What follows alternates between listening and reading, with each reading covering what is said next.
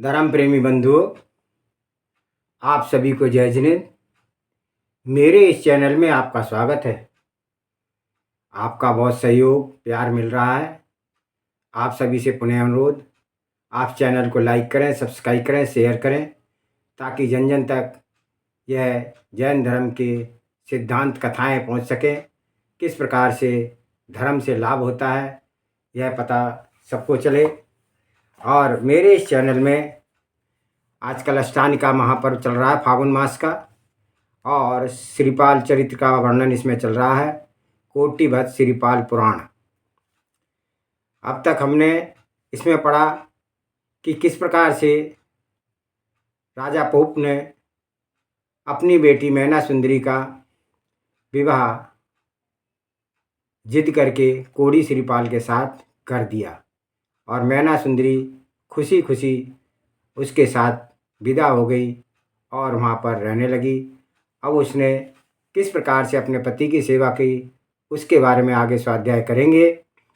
जावा ओंकारं बिंदु संयुक्तं नित्यं ध्यायन्ति योगिनः कामदं मोक्षदं चैव ओंकाराय नमो नमः।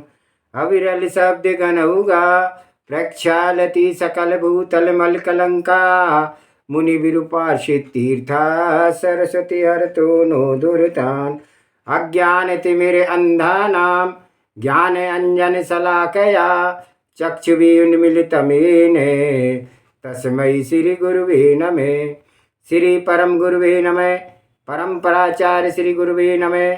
सकल कालुष विध्वंसकं श्रीशां परिवर्तिकं धर्म संबंधकं भव्य जीव मने प्रतिबोधकारकम् इदं शास्त्रम श्री कोटिभद्र श्रीपाल पुराण। ये तन्मूल ग्रंथकर्तारा श्री सर्वज्ञ देवा तदुत्तर ग्रंथकर्तारा श्री गणधर देवा प्रति गणधर देवा तेषां वचनासारण मासाद्य पंडित श्री परिमल जैन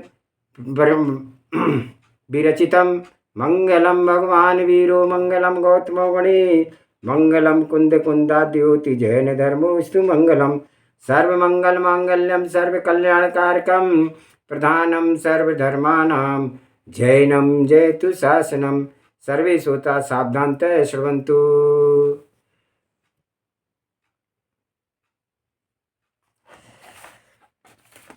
श्रीपाल को आरोग्य लाभ।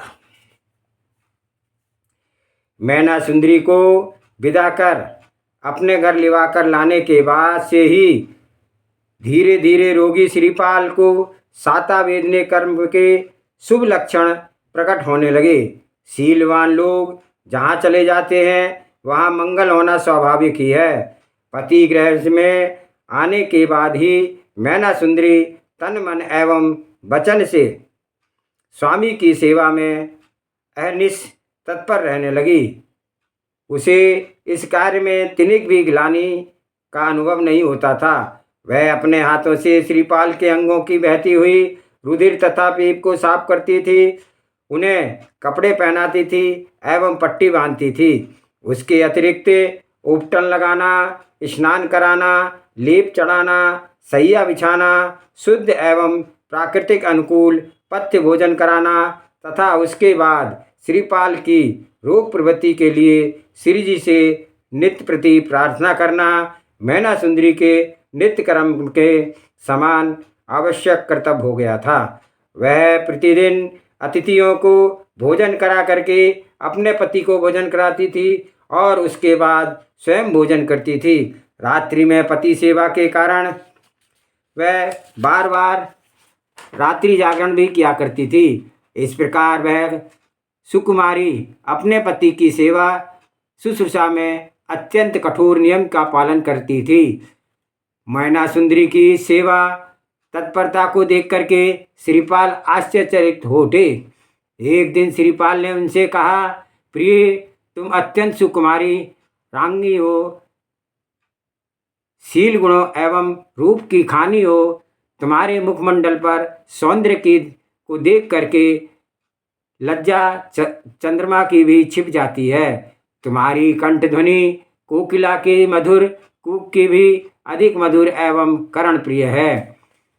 गलदेश गिरिवा पर उतार चढ़ाव को देख करके मोर भी लज्जित हो जाता है। तुम्हारी मनोरम एवं हृदय आकर्षक आँखों को देख करके भोली हिरनियाँ भी चकित हो जाती है। तुम्हारे दोनों कपोल गाल अर्धविकसित गुलाब के फूल की तरह है। इसी प्रकार तुम्हारी अन्य शरीर वैभव भी दिव्य आकर्षण है। नाक तोते के चोंच के समान है, अधर पल्लव होंठ अरुण बिंब के समान एवं निर्मल दंत कांति मोतियों के समान शोभायुक्त है। कुछ युगल कनक कलश के समान है, कोटि कमर सिंह की कमर के समान कृश है और जंगयान कदली स्तंभ के समान संग्रह है। गति हंस के समान मंद एवं स्पर्श ध्वनि हुई रुई के समान अत्यंत मृदु है। तुम्हारे शरीर को मनमोहक सुगंधित निकला करती है और उसकी कांति अत्यंत दैदीप्यमान है।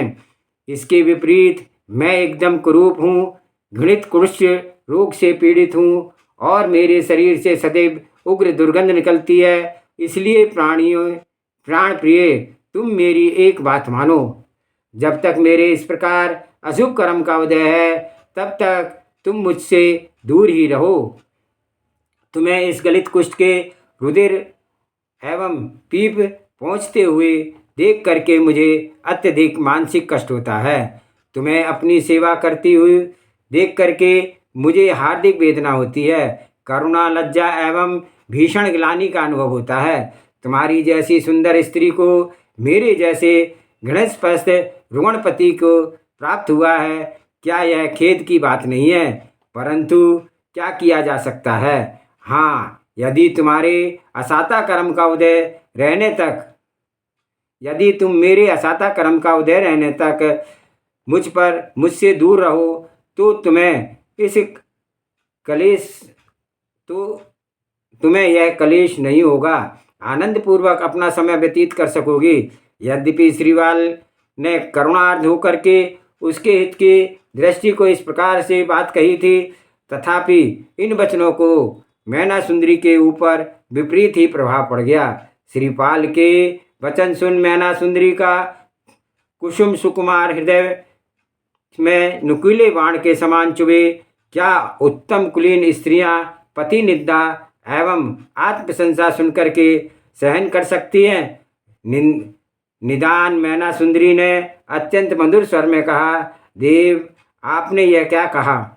मुझे तो आपका एक शब्द भी प्रतिकार नहीं लगा। आपने ऐसा कठोर आदेश देने का विचार क्यों किया? क्या मैंने आपके प्रति कोई भीषण अपराध किया है अथवा सेवा में बिना जाने किसी प्रकार की त्रुटि हो गई है? इस प्रकार अशुभ एवं तिरस्कृत युक्त वचन कहने का कारण क्या हो सकता है? हे प्राण वल्लभ, क्या आपको यह आशा है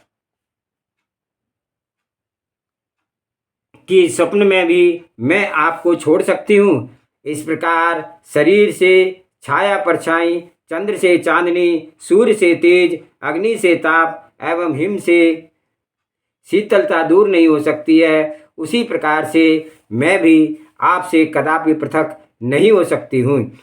यदि अचल मेरु पर्वत भी चलायमान हो जाए, सूर्य भी पश्चिम दिशा में उदित होकर के पूर्व दिशा में डूबने लगे, जल में अग्नि प्रज्वलित होने लगे, तब भी शीलवती सती स्त्रियां कभी भी पति सेवा से विमुख नहीं हो सकती हैं।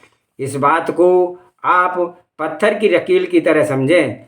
इस संसार में स्त्रियों के सुख प्राप्ति का मूल कारण पति सेवा है। यदि स्त्रियां अपने मूलाधार पति को ही तिरस्कार पूर्वक छोड़ देती है तो फिर उनका अवलंबन दूसरे अन्य कौन हो सकता है?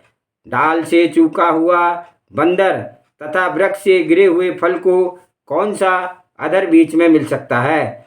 उन्हें तो पृथ्वी पर गिरना ही पड़ता है। स्त्रियों का भी पति के अतिरिक्त कोई दूसरा आधार अवलंबन नहीं है। जो स्त्रियां पति से विमुख हो जाती है, उनकी सहायता करने वाला कोई दूसरा नहीं होता है।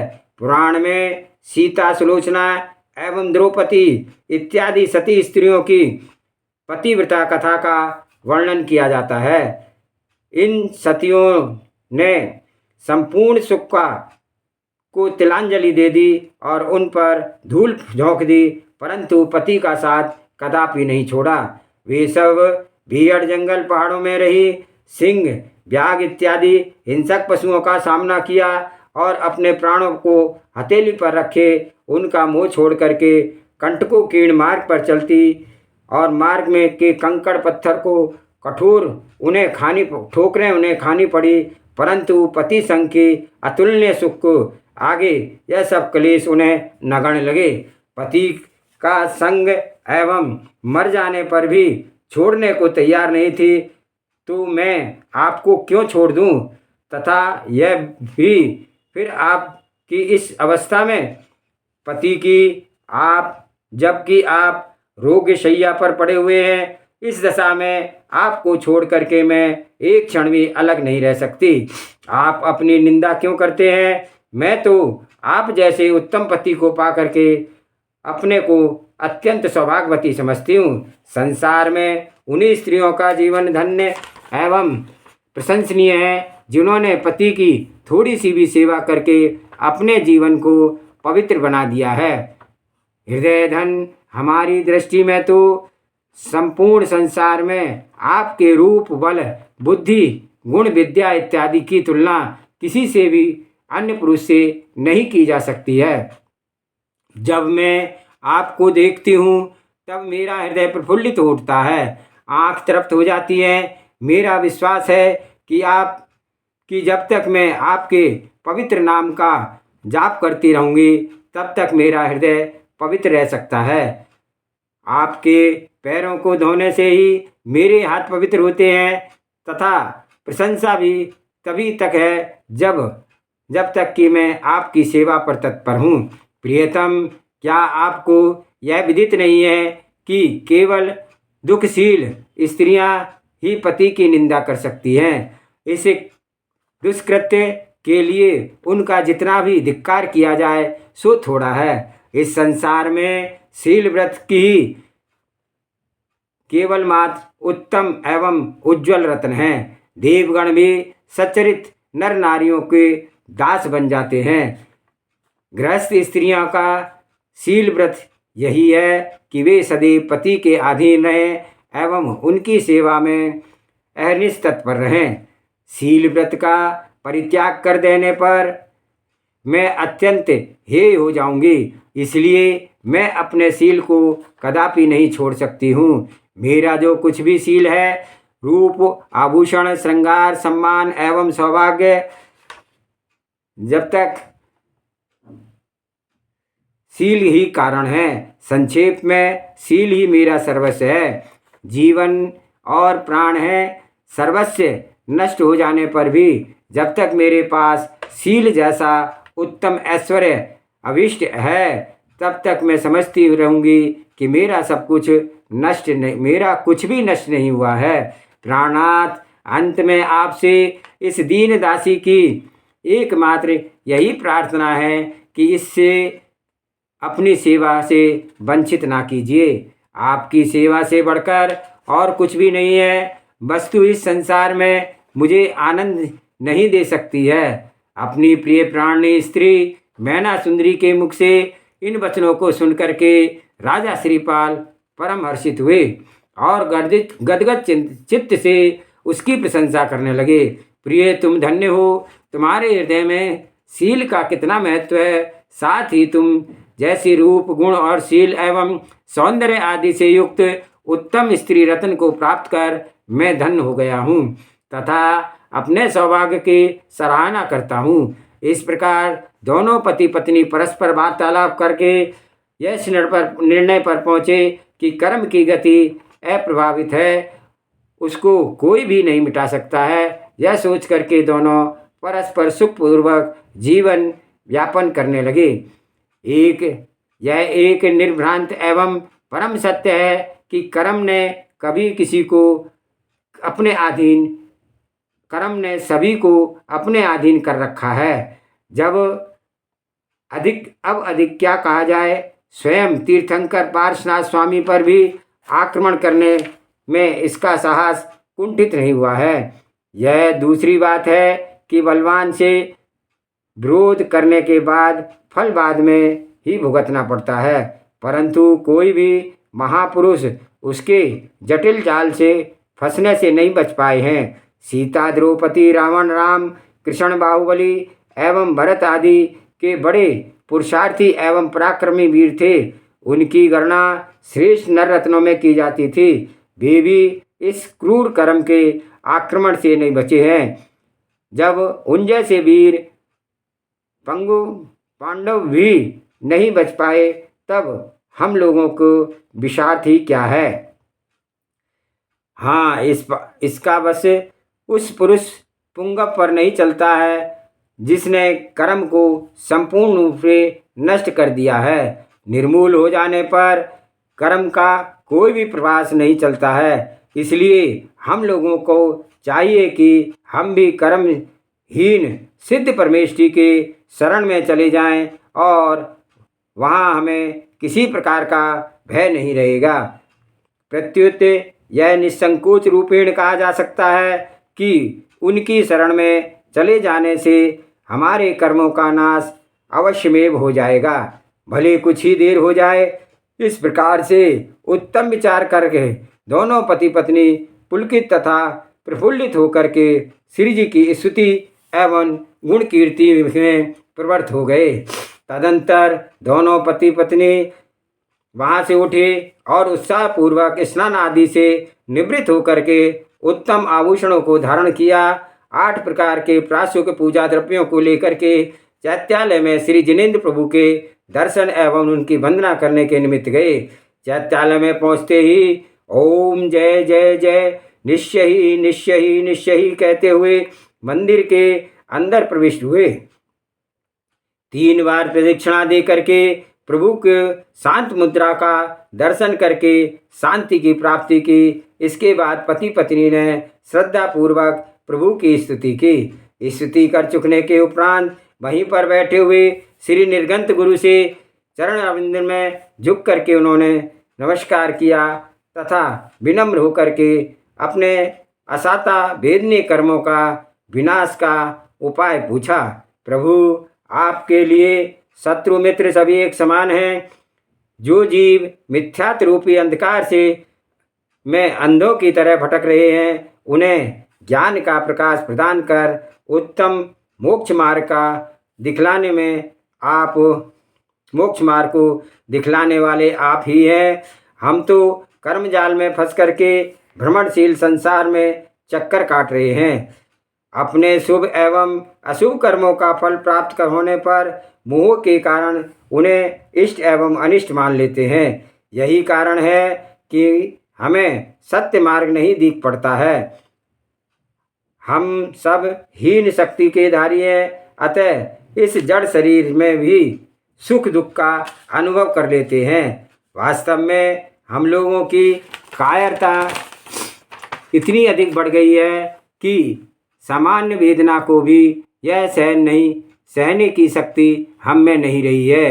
हे स्वामी, यदि इस महारोग को मिटाने का कोई उपाय आप बताने का कष्ट करें तो आपकी महती कृपा होगी। इन उद्गार को सुनकर के निर्गंत गुरु मुनिराज ने कहा, इस संसार में जन्म के पश्चात मनुष्य को बुद्धि का उपयोग तात्विक बातों पर विचार करने में, देह का उपयोग व्रत धारण करने में, धन का उपयोग उत्तम पात्र को दान करने में एवं वचनों का उपयोग हितमित बोलने में करना चाहिए। हे पुत्री, प्रभु ने 2 प्रकार के धर्म बताया है। प्रथम अनगार तथा द्वितीय सागार। इन दोनों में प्रथम अनगार धर्म साधुओं का है और द्वितीय सागार धर्म गृहस्थों का है। ये ही दोनों प्रकार के धर्म संसार रूपी समुद्र के किनारे पहुँचाने का भव्य जीवों को संपूर्ण दुखों से दूर करने वाले हैं। जो भव्य प्राणी अति शीघ्र संसार सागर को पार करना चाहते हैं वे चरित्र मोह एवं क्षयोपशम के बाद ही अनागार व्रत धारण कर लेते हैं। फिर क्रम से कर्म शत्रुओं का नाश करके उसके द्वारा उत्पन्न उत्तम मोक्ष सुख को प्राप्त कर लेते हैं। इसके विपरीत जो शक्तिहीन है वे मोहिनी कर्म के कारण से संपूर्ण संयमों को धारण नहीं कर सकते हैं, इसलिए वे देश संयम रूप गृहस्थ धर्म का धारण करके कर लेते हैं। यहाँ पर मैं उसी गृहस्थ धर्म को स्वरूप को तुम्हें बतलाता हूँ, ध्यान पूर्वक सुनो। सर्वप्रथम जीव का कर्तव्य है कि सत्य को जानने के लिए क्षुधा आदि दोषों से रहित निरावरण श्री जिनेन्द्र देव आभ्यंतर परिग्रह से युक्त मुक्त दिगंबर गुरु एवं अहिंसा में धर्म में श्रद्धान करें। उनके बाद जीव तत्वों के स्वरूप को समझ करके उसका वास्तविक श्रद्धान करें। इस सम्यक दर्शन के कारण व्यवहार दर्शन कहते हैं। उसके अतिरिक्त जीव अजीव आश्रव वंद संबर निर्जरा एवं मोक्ष इत्यादि तत्व कहे गए हैं। इन तत्वों का यथार्थ ज्ञान तथा जीव पुद्गल पर द्रव्यों के मित्र द्रव्यों से भिन्न अपने आत्मस्वरूप का श्रद्धान होना निश्चय सम्यक दर्शन है। सम्यक्त को संकादि 8 दोष, जाति रूप आदि 8 मद और निशंकता आदि 8 अंगों के सहित धारण करना चाहिए। चारित्र मोहिनी कर्म के उदय से व्रतहीन होने पर ही ऐसे श्रद्धानी पुरुष को सम्यक चारित्र मोहिनी कर्म के उदय से व्रतहीन होने पर ऐसे श्रद्धानी पुरुष को सम्यक दृष्टि कहते हैं। यह सम्यक दृष्टि पुरुष जब बड़ उमर पीपर पाकर एवं कठुमर इत्यादि 5 उदंबर तथा मध्य मास मधु आदि 3 मकार का परित्याग कर देते हैं एवं द्यूत जुआ मांस मदिरा वेश्या मृग्या शिकार चोरी एवं परस्त्री सेवन आदि 7 वैष्णवों का अभक्ष का भक्षण आदि का त्याग कर देते हैं। वे तो प्रथम प्रतिमाधारी श्रावक कहलाते हैं। इसी प्रकार जब संकल्प के द्वारा जीवों की हिंसा तथा प्रयोजन रहित स्थावर जीवों की हिंसा असत्य चोरी दुशील तथा लोभ का एक देश त्याग करके कर देने वाला तथा अन्य उपचारों का भी परित्याग करके 5 व्रतों की रक्षा के लिए सत्यशील 3 गुण व्रत एवं 4 शिक्षा व्रत का परिपालन करने वाला दूसरा प्रतिमाधारी श्रावक हो जाता है। साथ ही सामायिक प्रसोदोपवास रात्रि भुक्ति त्याग सचित त्याग परिग्रह परिमाण एवं दृष्टि त्याग इत्यादि उत्तरोत्तर विषय एवं कषायों को घटा देने वाले 9 प्रतिमाएं अन्य भी हैं। श्रावक को इन्हें अपनी शक्ति के अनुसार धारण करना चाहिए। ये सब श्रावकों को प्रधान व्रत हैं। इन व्रतों को भी जो निर्दोष भाव से सावधान चित्त होकर के धारण करता है उनका अन्य व्रत धारण भी सार्थक हो जाता है। इसके विपरीत आचरण करने वाले को अर्थात व्रत धारण नहीं करने वाले के केवल काय क्लेश होता है, उत्तम फल की संभावना नहीं रहती है। इसलिए हे भव्य जीवो, तुम उपयुक्त व्रतों को धारण करो और विधि पूर्वक सिद्ध चक्र अर्थात नंदीश्वर अष्टांग का व्रत का पालन करो, जिससे कि फलस्वरूप सभी प्रकार के रोग एवं शोक निश्चय पूर्वक नष्ट हो जाते हैं। निर्गंत गुरु के इन उपदेशपूर्ण बातों को सुनकर के मैना सुंदरी ने पुनः हाथ जोड़ करके निवेदन किया कि देव, जिस प्रकार आपने इतना सब बतलाने का कष्ट उठाया है, उसी प्रकार कृपया व्रत की विधि बतला दीजिए। निर्गंत गुरु ने फिर कहा, यह व्रत वर्ष में 3 बार किया जाता है। कार्तिक, फागुन एवं आषाढ़ के महीनों से शुक्ल पक्ष में अष्टमी तिथि से लेकर के पूर्णिमा के तक प्रत्येक बार 8 दिन पर्यंत यह व्रत किया जाता है। उत्तम तो 8 दिन उपवास है, मध्यम बेला तेलादिक अनेक वेद हैं,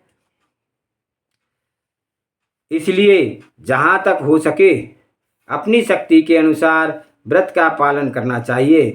उपवास के दिनों में गृह निर्माण, आरंभ एवं विषय कषायों की निवृत्ति होकर के विशुद्ध आत्मा के विषय में पूर्ण रूपेण एकाग्रचित विचार करें। यदि इस आत्मचिंतन में अपने को असमर्थ पाएं तो धर्म ध्यान, पूजन, स्वाध्याय, तत्व निर्णय, धर्मोपदेश एवं सामायिक आदि